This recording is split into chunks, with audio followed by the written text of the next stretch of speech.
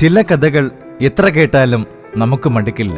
കേൾക്കും തോറും ആ കഥയിലെ കഥാപാത്രങ്ങൾ കൂടുതൽ മിഴിവോടെ നമുക്ക് മുൻപിൽ തെളിഞ്ഞു വരും. 33 വർഷങ്ങൾ കൊണ്ട് ഒരേ കഥ പറയുന്ന ജോസഫും ചിന്നമ്മയും. പറയുമ്പോഴെല്ലാം തൊട്ടു മുൻപ് അനുഭവിച്ചതിൻ്റെ തീവ്രതയും ആനന്ദവുമുണ്ട് അവരുടെ ഓരോ വാക്കുകളിലും. ആവർത്തന വിരസതയില്ല ഒരിക്കലും പറയുന്നവർക്കും കേൾക്കുന്നവർക്കും. കാരണം ആ കഥകളെല്ലാം ക്ലിന്റിനെക്കുറിച്ചാണ്. എഡ്മണ്ട് തോമസ് ക്ലിന്റ് എന്ന അത്ഭുത പ്രതിഭയെക്കുറിച്ച്. നിറങ്ങളുടെ രാജകുമാരൻ, ഒരേ വാക്കിൽ അങ്ങനെ വിശേഷിപ്പിക്കാം ക്ലിന്റിനെ. ഭൂമിയിൽ ജീവിച്ച 2500ഓളം ദിവസങ്ങൾക്കുള്ളിൽ 25,000 ചിത്രങ്ങൾ വരച്ചുകൂട്ടി അകാലത്തിൽ പൊലിഞ്ഞ വിസ്മയ പ്രതിഭ. എൻ്റെ ശരിയായ വീട് എറണാകുളത്ത് MG റോഡിൻ്റെ വടക്കേ അറ്റത്താണ്. അവിടെ ക്ലിന്റിന് 5 മാസം പ്രായമുള്ളതുവരെ ഞങ്ങൾ അവിടെയായിരുന്നു. അത് കഴിഞ്ഞപ്പോൾ എനിക്ക് ഡിപ്പാർട്ട്മെൻറ്റ് അക്കോമഡേഷൻ കിട്ടി. ഞാൻ തേവരയിലേക്ക് താമസം മാറ്റി ക്ലിന്റുമായിട്ട്.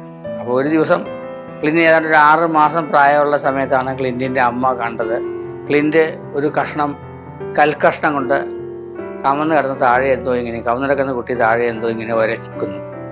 ഒരു പാട് വരാനുള്ള വിഷമമായതുകൊണ്ട് എന്നോട് ഈ കാര്യം പറഞ്ഞപ്പോൾ ഞാനൊരു കഷ്ണം ചോക്ക് കൊടുത്തു. ആ ചോക്ക് കൊണ്ട് ക്ലിന്റ് അവിടെയൊക്കെ ഇംപ്രഷൻ വരുന്ന രീതിയിൽ വരച്ചുകൊണ്ട് എന്തൊക്കെയോ വരച്ചു.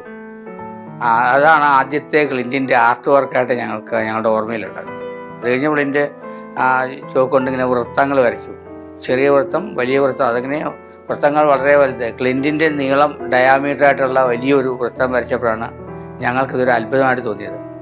അങ്ങനെ ക്ലിന്റ് ആ വീട് മുഴുവൻ വരച്ചു കിടന്നു. ശരീരം മുഴുവൻ ഇങ്ങനെ ചോക്കിൻ്റെ പൊടി വരേണ്ടപ്പോൾ ഡോക്ടർമാരെ കാണിച്ചപ്പോൾ ഡോക്ടർ പറഞ്ഞു അത് ചോക്കിൻ്റെ പൊടി കൊണ്ട് ഏറ്റ പൊള്ളലാണ്, അപ്പോൾ അതുകൊണ്ട് അത് ഒഴിവാക്കാൻ പറഞ്ഞു. അങ്ങനെ ഞങ്ങൾ ചോക്ക് ഒഴിവാക്കിയിട്ട് ഈ ക്രയോൺസ് കൊടുത്തു. നോൺ ടോക്സിക് വാക്സ് ക്രയോൺസ് കൊണ്ട് ക്ലിന്റ് വരച്ചു. ആ വീടിൻ്റെ ആദ്യം തറയായിരുന്നു, പിന്നെ ചുവരുകൾ വരച്ച് വീട് മുഴുവനും വരച്ചു. പിന്നെ അയാളുടെ കയ്യെത്താവുന്ന ഇത് കഴിഞ്ഞപ്പോൾ അയാൾ ചെറിയൊരു സോഫ തള്ളിക്കൊണ്ടുവന്നിട്ട് അതിൻ്റെ മുകളിൽ കയറുന്ന അത് വരച്ചു. അത് കഴിഞ്ഞ് ഇപ്പോഴും കുട്ടി ഒരിച്ച് വലുതായി, മേശയൊക്കെ തള്ളിക്കൊണ്ടുവന്നിട്ട് അതിൻ്റെ മുകളിൽ കയറി വരക്കാവുന്ന പ്രായമായി. അങ്ങനെയാണ് ക്ലിന്റ് വരച്ചുകൊണ്ടിരുന്നത്. കാലവും കാലാന്തരങ്ങളും പ്രായവുമെല്ലാം നിരർത്ഥക കൽപ്പനകളാണെന്ന് വിളിച്ചു പറഞ്ഞു ക്ലിന്റിന്റെ കുരുന്നു കൈകളിലെ മാന്ത്രിക ഭാവന. 1976 മെയ് 19 ക്ലിന്റ് എന്ന അതുല്യ പ്രതിഭ ജനിച്ചത്. എന്നാൽ അതിനും എത്രയോ നാളുകൾക്ക് മുമ്പ് മേഘമാലകൾക്കിടയിൽ മാലാകമാർക്കൊപ്പം ഇരുന്ന് ക്ലിന്റ് ഈ ഭൂമിയെ കണ്ടു. ഇവിടുത്തെ കാടും മലകളും കുന്നും പുഴകളും അങ്ങനെയെല്ലാം, അവയെല്ലാം അന്നേ മാരിവൽ നിറങ്ങൾ ചാലിച്ച് മനസ്സിൽ വരച്ചിട്ടു. മോന് എന്താവശ്യം എന്നുള്ളത് അറിഞ്ഞ് ഞാൻ ചെയ്തു കൊടുക്കുമായിരുന്നു. പക്ഷെ ആ ആവശ്യങ്ങൾ മറ്റുള്ളവർക്ക് ഉത്തരവാകാത്ത വിധത്തിലുള്ള കാര്യങ്ങളാണ് ചെയ്തു കൊടുത്തിരുന്നത്. ഞാൻ എന്തെങ്കിലും ഇപ്പം മീനൊക്കെ ക്ലീൻ ചെയ്യുമ്പോൾ ബഹളം ഉണ്ടാക്കാൻ വന്നാൽ ഉടനെ അവിടെ ഇരുത്തിയിട്ട് ഒരു മീനെടുത്ത് കാണിച്ചു കൊടുക്കും. അത് മുറിച്ച് അതിൻ്റെ കരള്, തല, കുടൽ എല്ലാം കാണിച്ചു കൊടുക്കും. അപ്പോൾ മോൻ വളരെ ശ്രദ്ധയോടെ ബഹളമൊന്നും കൂടാതെ ഇരിക്കും. അങ്ങനെ ഇതൊക്കെ ചെറിയ മനസ്സിൽ കണ്ടതാണ്. പിന്നീട് മീനെ മുറിക്കണതും എല്ലാം വരച്ചിട്ടുണ്ട്. പിന്നെ അടുക്കളയിലൊക്കെ വന്ന് കംപ്ലീറ്റ് സാധനങ്ങൾ നോട്ട് ചെയ്യും. ഇപ്പം സ്റ്റൗവിൻ്റെ മുകളിൽ പാത്രം വെച്ചിട്ടും ഇങ്ങനെ തീ കത്തിക്കുന്നതും തിളക്കുന്നതും ഇതൊക്കെയാണ് ഈ ആദ്യകാലങ്ങളിൽ വരച്ച കാണാം. തുണി അലക്കി അഴയിലിടുന്നത്, ഇരിക്കുന്നത്, പിന്നെ ഉപയോഗിക്കുന്ന ചെരുപ്പ്. കടയിൽ ചെറുതിലെ തുടങ്ങിയ ചെരുപ്പൊക്കെ വാങ്ങിക്കാൻ പോകണമെങ്കിൽ ഉടനെ ഒരു പേപ്പർ എടുത്ത് വരച്ചു തരും, ഈ മോഡലിൽ ചെരുപ്പ് വാങ്ങിക്കണം എന്ന് പറയും. അപ്പം അങ്ങനെ അതൊക്കെ വാങ്ങിച്ചു കൊടുക്കുക. പിന്നെ നമ്മളിപ്പോൾ കടയിലൊക്കെ പോവുകയാണെങ്കിൽ കളിപ്പാട്ടം മോന് ഭയങ്കര ഇഷ്ടമായിരുന്നു. എത്ര കിട്ടിയാലും മതിയാവില്ല. അതിപ്പോൾ കാറൊക്കെ തന്നെയാണെങ്കിൽ ഒരു 4-5 കാറ് വേണം. പിന്നെ അങ്ങനെയല്ല, പ്ലെയിൻ ആണെങ്കിലും അങ്ങനെ. പക്ഷേ കടയിൽ ചെന്ന് കഴിഞ്ഞിട്ടുണ്ടെങ്കിൽ ഒരിക്കലും ഒരു വാശി പിടിച്ചിട്ട് ചോദിക്കില്ല. എന്താ വെച്ചിട്ടുണ്ടെങ്കിൽ പറഞ്ഞിട്ടുണ്ട് ഇങ്ങനെ, കടയിൽ പോയിട്ട് നമ്മുടെ കയ്യിലുള്ള പൈസക്ക് ഒതുങ്ങിയ കളിപ്പാട്ടം വാങ്ങിച്ച് തരാം, അതിൽ കൂടുതലാണെങ്കിൽ വീട്ടിൽ പറഞ്ഞാൽ തിരിച്ച് അടുത്ത ദിവസം വാങ്ങിച്ചു തരാമെന്ന് പറയും. അപ്പോൾ ഇങ്ങനെ കളിപ്പാട്ടങ്ങൾ നോക്കുമ്പോൾ ഓരോന്നെടുത്തിട്ടും വില ചോദിക്കും. അപ്പോൾ എൻ്റെ കയ്യിലുള്ള പൈസയിൽ ഒതുങ്ങണതാണെങ്കിൽ ഇഷ്ടപ്പെട്ട് കഴിഞ്ഞാൽ അതെടുക്കാൻ പറയും, ഇല്ലെങ്കിൽ പറയും ഇന്ന് വേണ്ടാന്ന് പറയും. അപ്പോൾ എനിക്ക് മനസ്സിലാവും. വേഗം വീട്ടിൽ വന്നു കഴിയുമ്പോൾ എൻ്റെ അടുത്ത് പറയും ഇന്ന കളിപ്പാട്ടം ഞാൻ കണ്ട് അതെനിക്ക് വാങ്ങിച്ചു തരാൻ പറയുമ്പോൾ പിറ്റേ ദിവസം പോയിട്ട് നമ്മളത് വാങ്ങിച്ചു കൊടുക്കും.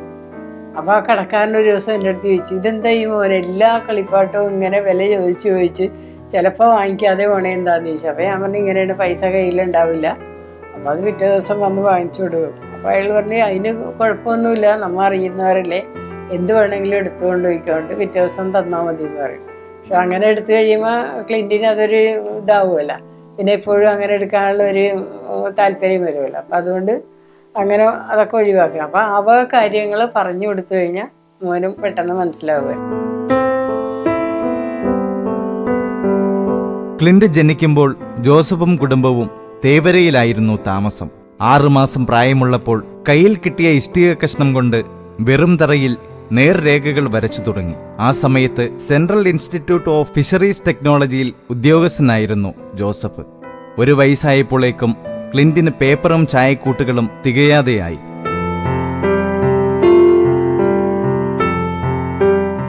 ജോസഫ് ഓഫീസിൽ നിന്നും ഒരു പുറം മാത്രം ഉപയോഗിച്ച പേപ്പറുകൾ കൊണ്ടു കൊടുക്കും. സഹപ്രവർത്തകരും ഈ അത്ഭുത ചിത്രകാരനായി പേപ്പറും സമ്മാനങ്ങളുമായി എത്തും.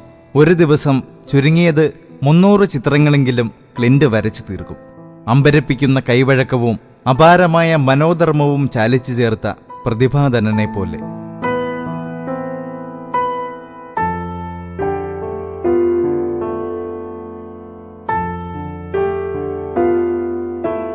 ക്ലിന്റ് ധാരാളം കഥകൾ കേട്ടിരുന്നു, ധാരാളം വായിച്ചിരുന്നു. ഉദാഹരണം, 6 വയസ്സായപ്പോൾ തന്നെ ക്ലിന്റ് മിക്കവാറും ഇംഗ്ലീഷ് ക്ലാസിക്സും ഒക്കെ വായിച്ചിരുന്നു. ഷേക്സ്പിയർ കൃതികൾ, പിന്നെ ഈസോപ്പ് ഫേബിൾസ്, പഞ്ചതന്ത്ര കഥകൾ, രാമായണം, മഹാഭാരതം, ബൈബിളൊക്കെ അറിയുന്നു. അപ്പോൾ അതുകൊണ്ട് ക്ലിന്റിന് സബ്ജക്റ്റിനൊരു ഒരു ഒരു പഞ്ഞം ഉണ്ടായിരുന്നില്ല. പ്രകൃതി കാണുമ്പോൾ ഒരു പ്രകൃതി വരക്കും. സൂര്യനെയായിരുന്നു ഏറ്റവും കൂടുതൽ ക്ലിന്റിൻ്റെ ഇഷ്ടം. 1 മണിക്കൂർ സൂര്യനെ നോക്കി നിൽക്കുമായിരുന്നു. ഒരു ദിവസം അമ്മ ചോദിച്ചു, എന്താ ഇങ്ങനെ ഈ സൂര്യനെ നോക്കണ്ട, കണ്ണിന് അമ്മ ഒന്ന് നോക്കിയേ സൂര്യൻ്റെ അകത്തേക്ക്, എന്തോരം നിറങ്ങളാണ് സൂര്യൻ്റെ അകത്ത് കാണുന്നതെന്നാണ് അമ്മയോട് പറഞ്ഞത്. അപ്പോൾ സൂര്യനായിരുന്നു പ്രിയപ്പെട്ട പുള്ളിയുടെ ഒരു മോഡൽ.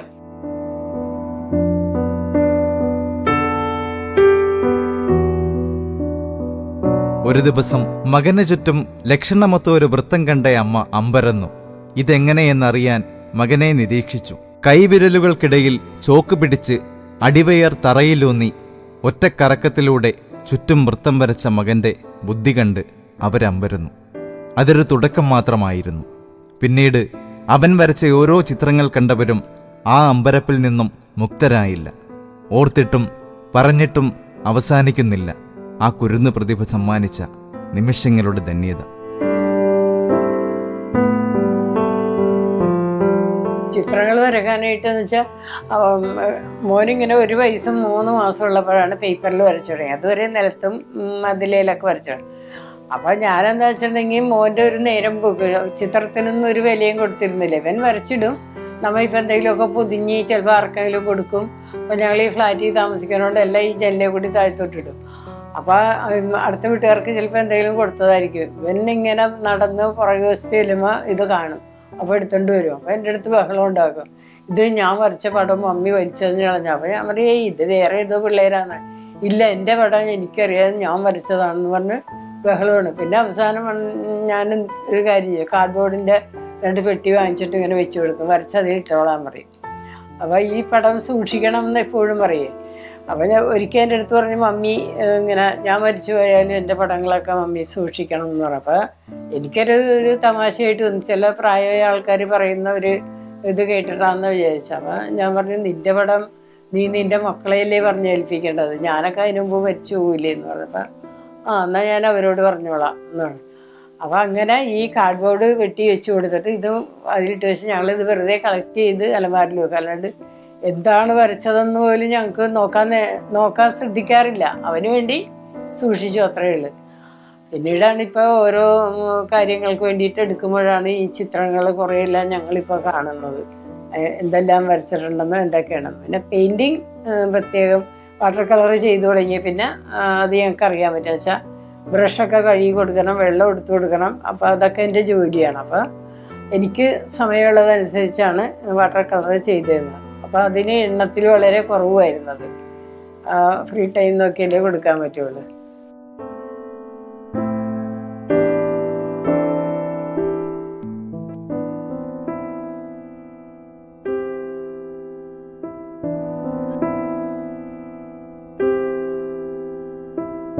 മകൻ ഇനി തങ്ങളോടൊപ്പം ഇല്ല എന്നറിഞ്ഞിട്ടും തങ്ങൾക്കൊപ്പം ഉണ്ടെന്ന് വിശ്വസിക്കുന്ന ആ മാതാപിതാക്കൾ വിശേഷ ദിവസങ്ങളിലെല്ലാം അവനായി പ്രത്യേകം ഭക്ഷണമുണ്ടാക്കുന്നു. അതിഥികൾ വരുമ്പോൾ ആദ്യം മകനെ അറിയിക്കുന്നു. ഇന്നും ജീവിതത്തിലെ എല്ലാ സുഖദുഃഖങ്ങളിലും മകനെയും ഉൾപ്പെടുത്തുന്നു. യാത്ര പിന്നെ ഭയങ്കര ഇഷ്ടമാണ്. എപ്പോഴും കൊണ്ടുപോകും, എവിടെയെങ്കിലും ഞാൻ കൊണ്ടുപോകും. അപ്പോൾ എൻ്റെ അടുത്ത് പറയാറുണ്ട്, മമ്മി എനിക്ക് ഒന്നുമില്ലെങ്കിൽ എനിക്കൊരു ബസ്സിൽ കയറി ഏതെങ്കിലും ഒരു സ്റ്റോപ്പ് വരെ പോയിട്ട് അവിടുന്ന് തിരിച്ച് അതേ ബസ്സിൽ വന്നാലും മതി, എനിക്ക് അത്ര ഇഷ്ടമാണ്. അങ്ങനെയെങ്കിലും എന്നെ ദിവസം എവിടെയെങ്കിലും കൊണ്ടുപോകണം. പിന്നെ എൻ്റെ വീട് ഏലൂരാണ്, ഞാൻ പഠിച്ചിരുന്നത് ആലുവ UC കോളേജിലാണ്. അപ്പോൾ ചില സമയങ്ങളിൽ 3 ബസ് കയറി പോകണം. ഏലൂരിൽ നിന്ന് കളമശ്ശേരി ആലുവയിൽ നിന്ന് പറവൂർ ബസ്സിന് വേണം. അപ്പോൾ എൻ്റെ അടുത്ത് എന്നും പറയുമായിരുന്നു, മമ്മി പഠിച്ച കോളേജിൽ തന്നെ എന്നെ ചേർത്താൽ മതി, അപ്പോൾ എനിക്ക് 3 ബസ്സിൽ യാത്ര ചെയ്യാൻ പറ്റുമല്ലോ. അങ്ങനെ യാത്രയോട് അത്രയും വലിയ താല്പര്യം ഉണ്ടായിരുന്നു.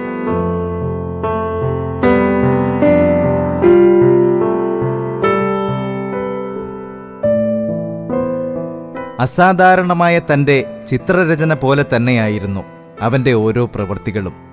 വെറും 6 വയസ്സുള്ള ആ ചിത്രകാരനെ എങ്ങനെ അഭിസംബോധന ചെയ്യണമെന്നോർത്ത് മുതിർന്നവർ പോലും കുഴങ്ങി.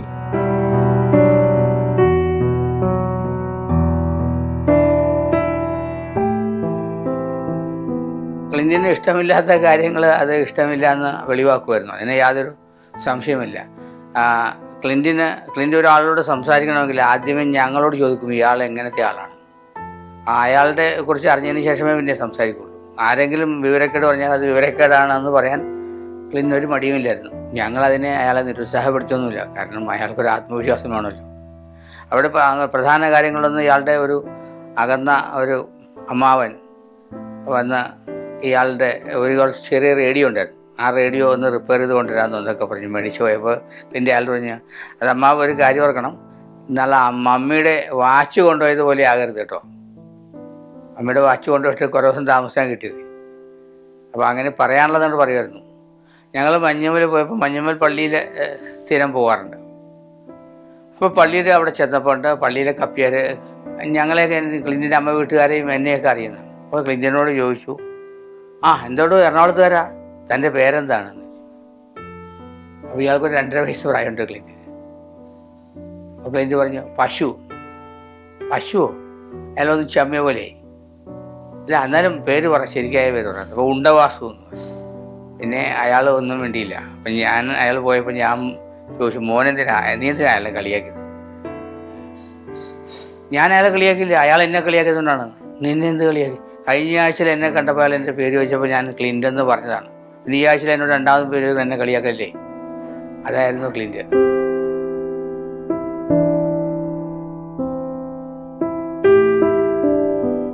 മകനൊപ്പം ആ അച്ഛനും അമ്മയും കാടും മലയും കുന്നും കയറിയിറങ്ങി. നാട്ടുവഴികളിലും ഉത്സവപ്പറമ്പുകളിലും ആ കുഞ്ഞിക്കൈ പിടിച്ചു നടന്നു. ആ യാത്രകളിൽ ശ്രദ്ധയിൽപ്പെട്ടതെല്ലാം അവൻ വരച്ചുകൂട്ടി.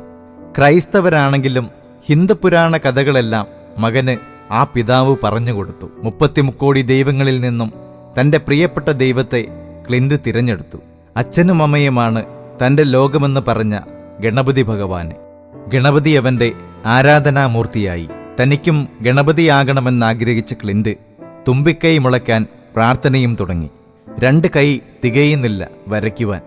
തുമ്പിക്കൈ കിട്ടിയാൽ ഇനിയും ഒരുപാട് വരയ്ക്കാമല്ലോ എന്നതായിരുന്നു കാരണം.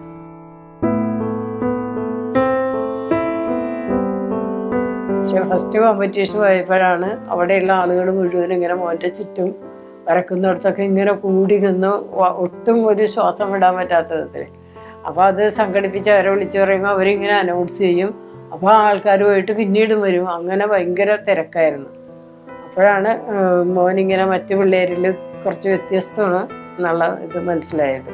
എന്നാലും ഇത്രയും ഒരു ഇതാണെന്നൊന്നും അറിയില്ലായിരുന്നു. ഇപ്പം ഈ ഇത്രയും വർഷങ്ങൾക്ക് ശേഷം ഇപ്പോഴും സിനിമയും പിന്നെ ചാനലും ഒക്കെ ഇങ്ങനെ ഓരോന്നോരോന്ന് വരുന്നത് കാണുമ്പോഴാണ് ഞങ്ങൾ ഇത്രയും ഇതായിട്ടുള്ളൊരു കൊച്ചായിരുന്നല്ലോ. പക്ഷെ ഇതൊന്നും അറിയാതെയല്ല ഞങ്ങൾ വളർത്തിയത്. ഒരു സാധാരണ കൊച്ചിനെ വളർത്തണ പോലെ വളർത്തിയത്. അവൻ്റെ ബുദ്ധിയും ഇതൊന്നും മനസ്സിലാക്കാതെ വളർത്തിയതിൽ വളരെ സങ്കടമുണ്ട് ഇപ്പം ആലോചിക്കുമ്പോൾ. അന്ന് അറിഞ്ഞിരുന്നെങ്കിൽ എന്തെല്ലാം ചെയ്തു കൊടുക്കാമായിരുന്നു എന്ന് ഇപ്പം തോന്നുന്നുണ്ട്.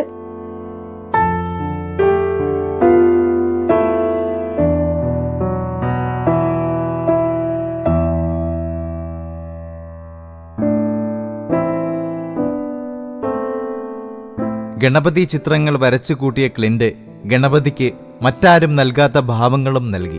ക്ലിന്റും ചിത്രങ്ങളും അനുദിനം പ്രശസ്തിയുടെ വിഹായസിലേക്ക് ഉയരുന്നതിനിടെയാണ് വിധിയുടെ ആ കനത്ത പ്രഹരം. ആ പിഞ്ചു ശരീരത്തിൽ മാരകരോഗം മറന്നേക്കി പുറത്തു വന്നു. ക്ലിന്റിന്റെ വൃക്ക അസുഖബാധിതമായി. ഒട്ടേറെ ചികിത്സകൾ നടത്തി. ഇടയ്ക്കൽപ്പം രോഗം ശമിക്കും, പിന്നെയും കൂടും. എങ്കിലും ക്ലിന്റിന്റെ ചിത്രസബരിക്ക് ഇടവേളയുണ്ടായില്ല. ക്ഷീണിച്ച കുഞ്ഞിക്കൈകളിൽ ചായക്കൂട്ടുകളും ബ്രഷും വിടാതെ പിടിച്ചിരുന്നു. കാഴ്ചക്കാരെ അത്ഭുതപ്പെടുത്തിയ ചിത്രങ്ങൾ പലതുണ്ട് ക്ലിന്റിൻ്റെതായി. ക്ലിന്റ് വരച്ച മുച്ചിലോട്ട് ഭഗവതിയുടെ തെയ്യത്തിന്റെ ചിത്രവും അതിന്റെ പൂർണ്ണതയും തെയ്യം കലാകാരന്മാരിൽ പോലും അമ്പരപ്പുണ്ടാക്കി. ഇത്രയും പരിപൂർണമായ തെയ്യം പൂർത്തീകരിച്ച ആ കലാകാരൻ അധികനാൾ ജീവിച്ചിരിക്കില്ല എന്നതായിരുന്നു വിശ്വാസം. മോൻ മരിക്കുന്നതിന് ഒരു ആഴ്ച മുമ്പാണ്. ഒരാഴ്ച മുമ്പ് ഇങ്ങനെ അന്ന് പൂക്കാർ വരും പൂമാല വെക്കാനായിട്ട്, മുല്ലപ്പൂവും മറ്റേ കനകാമ്പരം. അപ്പോൾ പെൺകുട്ടികൾക്കെല്ലാം വാങ്ങിച്ചു കൊടുക്കുമ്പോൾ അതേ കൂട്ടത്തിൽ ഞാൻ മോനും വാങ്ങിച്ചു കൊടുക്കും. അപ്പോൾ ഇത് വരച്ച് ഒരു തിങ്കളാഴ്ച ദിവസമാണ്. അപ്പോൾ മോൻ ഞാൻ നോക്കുമ്പോൾ ഈ മാലയും വാങ്ങിച്ചിട്ട് അകത്തേക്ക് പോകണമുണ്ട്. കുറച്ച് കഴിഞ്ഞ് മമ്മി ഒന്ന് വന്നു പറഞ്ഞ് വിളിച്ച് ഞാൻ ചെന്ന് കഴിഞ്ഞപ്പോഴുണ്ട് ഒരു കല്ലറയും ഒരു കുരിശും ഈ അസംബിൾ സെറ്റ് കൊണ്ട് ഉണ്ടാക്കിയിട്ട് ആ കുരിശിൻ്റെ മുകളിൽ ഈ മാല ഇട്ടേക്കണം. അപ്പോൾ ഞാനിങ്ങനെ നോക്കിയപ്പോൾ നന്നായിട്ടുണ്ട്, എനിക്ക് നന്നായിട്ട് ഇഷ്ടപ്പെട്ട്, നന്നായെന്ന് പറഞ്ഞു. അത് കഴിഞ്ഞ് പിന്നീട് കുറച്ച് കഴിഞ്ഞ് ഞാൻ നോക്കിയാൽ പിന്നെ ഇത് അഴിച്ചിട്ടും വീണ്ടും അങ്ങനെ തന്നെ കളിക്കണം. അപ്പോൾ 2 പ്രാവശ്യം ഇങ്ങനെ കളിക്കണുണ്ട്. അപ്പോൾ എനിക്ക് പെട്ടെന്ന് മനസ്സിലെന്തോ ഒരു ഇത് തോന്നി. അപ്പോൾ ഞാൻ പറഞ്ഞ് ഇത് നല്ല കളിയല്ല, അതുകൊണ്ട് മോനിനി ഈ കളി കളിക്കരുത്, അത് മാറ്റി വെച്ചേക്കെന്ന് പറഞ്ഞു. ആ ശരിയെന്ന് പറഞ്ഞ് മോനത് മാറ്റി വെച്ചു. അത് കഴിഞ്ഞ് അതിൻ്റെ പിറ്റേ ദിവസം ക്ലിൻ്റെ പപ്പ ഇങ്ങനെ പുറത്ത് പോയിട്ട് വരികയായിരുന്നു വൈകുന്നേരം. എന്നിട്ട് ടിങ്കിൾ എന്ന് പറഞ്ഞൊരു ബുക്ക് വാങ്ങിച്ചുകൊണ്ടെന്ന് കൊടുത്ത് അത് വായിച്ച് ഒരു പ്രാവശ്യം വായിച്ചു കൊടുത്ത്. അത് കഴിഞ്ഞ് മോൻ തനിയെ ഇരുന്ന് വായിക്കണേന്. ഇവർ വേറെ ഇവരുടെ എന്തോ വായിക്കണം.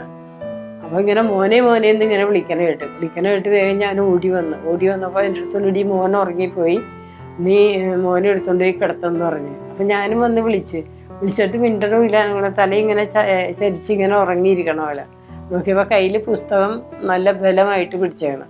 അപ്പോൾ ഞാൻ പറഞ്ഞു മോൻ ഉറങ്ങുകയല്ല, പുസ്തകം കയ്യിലിരിക്കണുണ്ട്, ഇവൻ വെറുതെയാണ് നമ്മളെ പറ്റിക്കണേന്ന് പറഞ്ഞു. എന്നിട്ടും വിളിച്ചിട്ട് എഴുന്നേക്കില്ല. അവസാനം ഞങ്ങൾ രണ്ടുപേരും കൂടി ഭയങ്കര വിഷമമായിട്ട് എടുത്ത് കട്ടിലെ കൊണ്ടേ കിടത്തിയിട്ടും മോഹനെ വിളിക്കാൻ പറഞ്ഞത് ഇവൻ ചാടി എഴുന്നേറ്റിട്ട് പറഞ്ഞു ഞാൻ പപ്പനെയും അമ്മനെയും പറ്റിക്കണേയിരുന്ന്, അല്ലാതെ എനിക്ക് വേറെ ഒന്നുമില്ല എന്ന് പറഞ്ഞു. അപ്പോൾ ഞങ്ങൾക്ക് സങ്കടമൊക്കെ വന്നെങ്കിലും പറഞ്ഞു ഇനി ഈ അതിൽ തമാശ ഒന്നും കാണിക്കരുത്, ഇവിടെ ആളൊക്കെ കൂടും എന്ന് പറഞ്ഞു. അതിന് പിറ്റേ ദിവസം വ്യാഴാഴ്ച ഇവർ ഓഫീസിൽ പോയി. കുറച്ച് കഴിഞ്ഞപ്പോഴത്തേക്കും എൻ്റെ അടുത്ത് ഇങ്ങനെ ബാലരമയിലൊരു കഥയുണ്ടായിരുന്നു ലാസ്റ്റ്. അത് ഹിന്ദു ശവസംസ്കാരത്തിനെ കുറിച്ചുള്ള ഒരു ഇതായിരുന്നു. വായിക്കാതെ ഞാൻ വെച്ചിരുന്നതാണ്. അപ്പോൾ എൻ്റെ അടുത്ത് പറഞ്ഞു അത് വായിച്ചു കൊടുക്കണം എന്ന് പറഞ്ഞു. ഞാൻ വെച്ചു മോന് പേടിയാവുമെന്ന് ചോദിച്ചു. അപ്പോൾ ഇല്ല എന്ന് പറഞ്ഞു.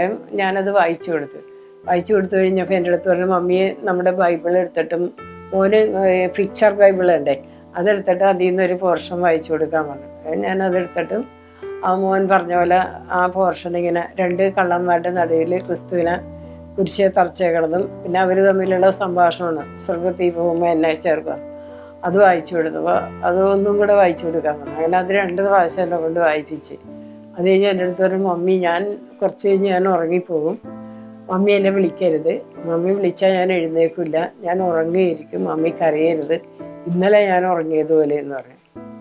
ഇത് പറഞ്ഞെങ്കിലും എനിക്ക് ഒരു ഗൗരവമായിട്ട് തോന്നിയില്ല. അപ്പം ഞാൻ പറഞ്ഞു ഇന്ന് ഞാൻ മാത്രമേ ഉള്ളൂ, അവൻ അങ്ങനെയൊന്നും കാണിക്കരുത്, പിന്നെ ഇവിടെ ആളെയൊക്കെ വിളിച്ചു കൂട്ടും, അപ്പം അതുകൊണ്ട് അങ്ങനെയൊന്നും ചെയ്യരുന്നിട്ട് ഒന്നും മിണ്ടിയില്ല. അത് കഴിഞ്ഞ് 1 മണിക്കൂർ കഴിഞ്ഞപ്പോഴാണ് ഭക്ഷണം കഴിഞ്ഞ് എന്നെ മമ്മി എനിക്ക് ഉറക്കം വരണം എന്ന് പറഞ്ഞു. അപ്പോൾ ഞാൻ വേഗം ചെന്നപ്പോൾ പറഞ്ഞു എൻ്റെ കാലൊന്ന് ചുറ്റിത്താ, മഫ്ലർ വെച്ചിട്ട് കാലിന് വേദന എടുക്കാനുണ്ട്. അപ്പോൾ കാലിങ്ങനെ ചുറ്റി കൊടുത്ത് പറഞ്ഞു മമ്മി എന്നെ ഒന്ന് കിടത്തിത്താന്ന് പറഞ്ഞു. അപ്പോൾ ഞാൻ കിടത്തിയതും ഇങ്ങനെ പെട്ടെന്ന് തല ഇങ്ങനെ 2 പ്രാവശ്യം ഇങ്ങനെ വെട്ടിച്ച് വിളിച്ചപ്പോൾ അനങ്ങണില്ല. പിന്നെ അവിടെ നിന്ന് നേരെ ഒരു കൺവെൻഷൻ ഫോമിലായിരുന്നു എടുത്ത് നേരെ ഹോസ്പിറ്റലിൽ മാറി 4-5 ഹോസ്പിറ്റലിൽ മാറി അവസാനം മെഡിക്കൽ ട്രസ്റ്റിൽ വന്ന് അവിടെ വെച്ച് പിറ്റേ ദിവസം രാവിലെ 10 മണിക്ക് പോകാൻ മരിക്കുകയും ചെയ്തു. അപ്പോഴൊക്കെയാണ് ഈ കാര്യങ്ങളൊക്കെ പിന്നീടാണ് ഇങ്ങനെ ഓർക്കണത്, പറഞ്ഞതും സൂചിപ്പിച്ചതും എല്ലാം.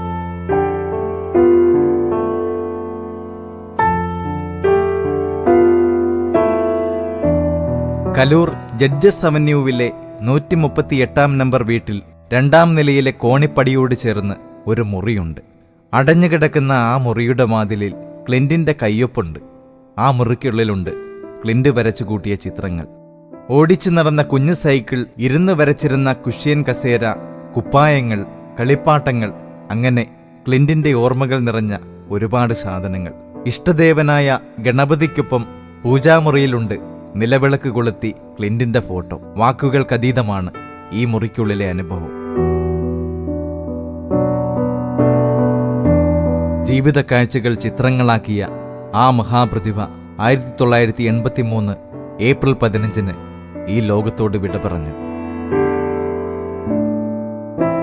തന്റെ മകൻ വരച്ച ചിത്രങ്ങളും അവന്റെ ഓർമ്മകളുമായി ഇന്നും ആ അമ്മ കാത്തിരിക്കുന്നു.